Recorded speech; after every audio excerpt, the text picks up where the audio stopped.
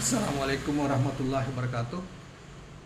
Kawan-kawan sekalian, kembali kita berjumpa di Jejak Semesta 65. Semoga kita semua dalam keadaan sehat walafiat, selalu di dalam bimbingan dan pertolongan Tuhan Yang Maha Kuasa.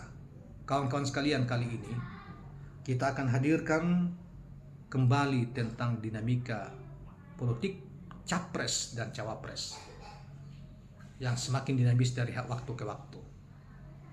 Saudara sekalian, kali ini kita ambil berita dari oposisi cerdas ya, di mana diberi judul Caimin lapor ke Presiden mau jadi cawapres Prabowo, respon Jokowi lanjutkan.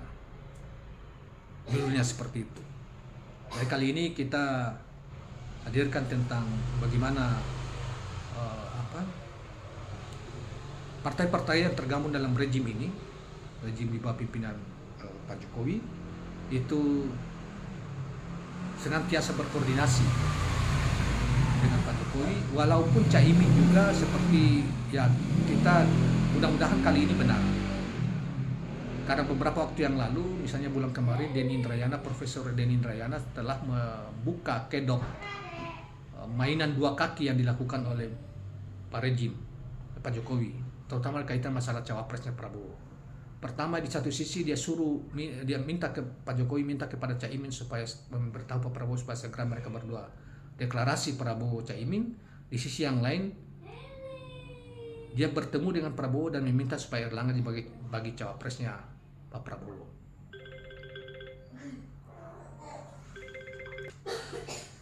Ya, kawan-kawan sekalian, tapi coba kita bacakan berita yang dimuat di karena kelihatannya Ketua Umum PKB Muhaimin Iskandar juga, pernyataan ini keluar karena setelah pertemuan dengan Pak Jokowi, sehingga dia mengatakan seperti itu ke pers ya.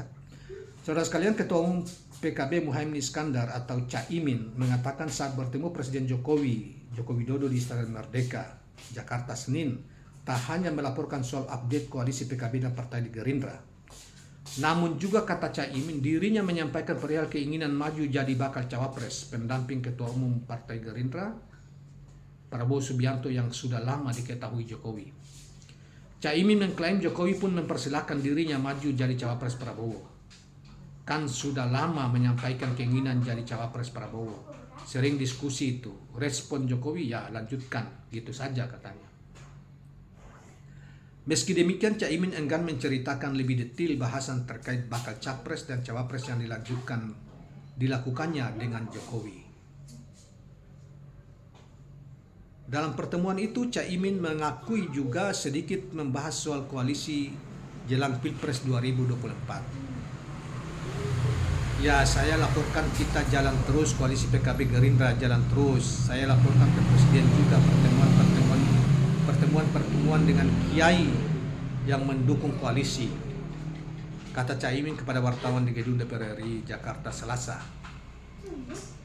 Caimin mengklaim bahwa Jokowi memberikan respon positif terkait hal tersebut tentang koalisi Gerindra PKB. Ya, beliau tidak menyampaikan eksplisit dukungan, beliau yang silakan saja begitu katanya. Sementara itu, Wakil Ketua Umum PKB Jajuli Fawaid mengatakan pertemuan Caimin dengan Jokowi sekaligus dalam rangka silaturahmi Lebaran 2024. Halal bila halal sekaligus update berbagai perkembangan politik, termasuk juga mengawali pemerintahan Pak Jokowi, kata Jajuli. Jajuli pun mengatakan bahwa Jokowi memberikan apresiasi terhadap koalisi PKB Gerindra. Ya, tentu Pak Jokowi harus netral ya, namun bahwa koalisi atau kerjasama yang dibangun PKB Gerindra mendapatkan apresiasi. Karena memang Pak Prabowo Gus Imin dianggap atau Gerindra PKB partai yang ideal untuk bekerja sama. Tuturnya menutup penjelasannya. Saudara sekalian, itulah berita yang terkait dengan pertemuan antara Ketua Umum PKB dan Presiden Jokowi di Istana Negara, dan kebetulan juga dikatakan oleh Pak Caimin sendiri bahwa dia mengkonsultasikan juga tentang atau menyampaikan tentang keseriusan pasangan Prabowo dan Caimin, atau keseriusan Pak Caimin atau kesiapan Caimin mendampingi Pak Prabowo sebagai cawapres di Pilpres 2024 yang datang. Banyak hal mungkin kita tidak diinformasikan atau tidak disampaikan ke pers, hanya Caimin dengan Jokowi yang tahu. Tetapi satu poin yang dikatakan bahwa dia mendapat restu dari Pak Jokowi. Tetapi sebagaimana kita ketahui awal tadi kita katakan bahwa beberapa waktu yang lalu Profesor Denny Indrayana membocorkan tentang rahasia main dua kaki dari Pak Jokowi antara Prabowo Erlangga dan Prabowo Caimin. Jadi apakah Pak Caimin masih berharap dan masih percaya dengan komitmen Pak Jokowi untuk mendukung Caimin sebagai cawapresnya Prabowo? Itu terserah Caimin. Tetapi banyak sudah seakan-akan orang tidak percaya terhadap langkah-langkah politik yang selama ini dilakukan oleh Pak Jokowi yang relatif banyak mencederai dalam tanda petik, bahkan membohongi kawan-kawan di koalisinya sendiri, ketua partai sendiri gitu ininya, sehingga itu juga berdampak pada hubungan yang kurang harmoni atau serasi akhir-akhir ini antara Presiden dengan Ibu Megawati Soekarnoputri sebagai ketua PDIP yang selama ini menopang kekuasaan, mencalonkan dan menopang kekuasaan Presiden Jokowi. Presiden Jokowi yang kadang-kadang near komitmen itulah yang membuat koalisi ya yang digagasnya, koalisi besar lah, koalisi kecil ya, kemudian misalnya satu koalisi yang awal digagas telah berantakan, yaitu koalisi Indonesia Bersatu KIB, itu terdiri dari Golkar, P3 dan PAN itu, dan kini sisa tersedia adalah koalisi di PDIP hanya dengan P3, kemudian di Gerindra dengan PKB, dan Golkar dan PAN seakan-akan terkatung-katung, tidak memiliki tempat bergantung, bisa tidak mendapat apa-apa. PAN ke PDIP juga susah, ke Gerindra juga susah, demikian juga Golkar, seakan-akan mereka terkunci. Tapi sebetulnya kalau para pemimpin mereka seperti Bang Jul sebagai ketua umum PAN maupun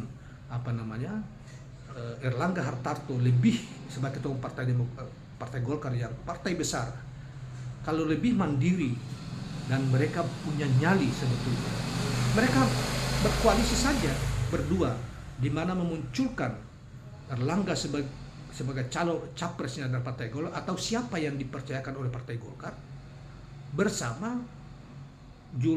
Zulkifli Hasan sebagai ketua umum PAN cawapresnya, atau siapa yang dipercayakan oleh PAN misalnya yang selama ini digadang-gadang Erick Thohir misalnya menjadi satu pasangan, dan itu memenuhi syarat, memenuhi electoral presiden threshold.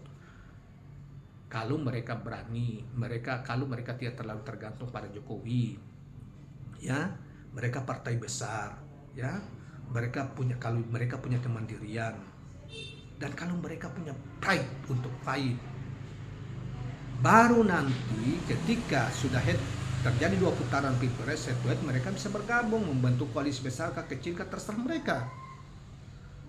Melawan koalisi besar kah, membentuk koalisi besar kah, melawan koalisi kecil kah.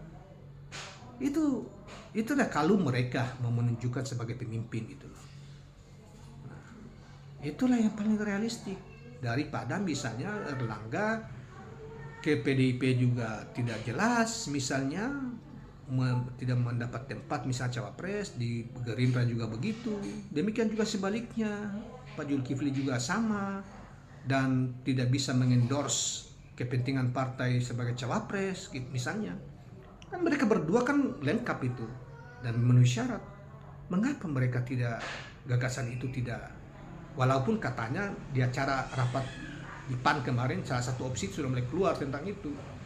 Tapi kan kunci di Golkar ini partai yang terlama, partai berpengalaman, partai dengan sumber daya yang begitu besar. Kenapa mereka harus menjadi membel terhadap eh, misalnya Pak Jokowi? Sudah cukup lah Golkar mendukung Pak Jokowi ya, menyukseskan dia juga. Gak boleh harus keluar dari bayang-bayang Pak Jokowi yang mencoba untuk mengatur ini hanya untuk yang kemudian sudah banyak yang sebetulnya ini kan akhirnya kan mereka terkunci nih. Ke PDIP enggak diterima atau tidak di ini, kemudian ke Golkar juga sudah, di Gerindra juga sudah. Akhirnya kan mereka kayak apa? Jadi janganlah para pemimpin jadi pemimpin partai besar seperti ini, janganlah menjadi seperti burung beo. Demikian kawan-kawan sekalian, mudah-mudahan bermanfaat dan mencerahkan. Jangan lupa subscribe, like, dan share channel ini. Assalamualaikum warahmatullahi wabarakatuh.